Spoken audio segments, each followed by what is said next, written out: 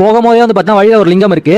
அதே மாதிரி இந்த லிங்கம்லாம் பஞ்சபூதத்தை குறிக்குது. அதே மாதிரி இந்த தாத்தா வந்து உள்ள மூலஸ்தானத்தில் இருக்க லிங்கத்து மேலே தான் படுத்தே தூங்குவாராம் இரவு நேரத்தில். இங்கே வந்து பார்த்தீங்கன்னா ஒரு தீர்த்த கிணறு மாதிரி இருக்கு.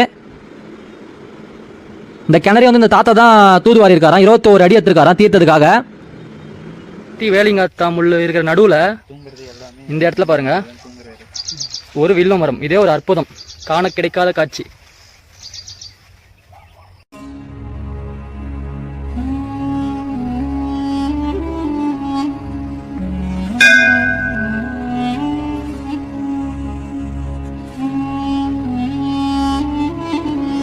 ஓம் நம சிவாய.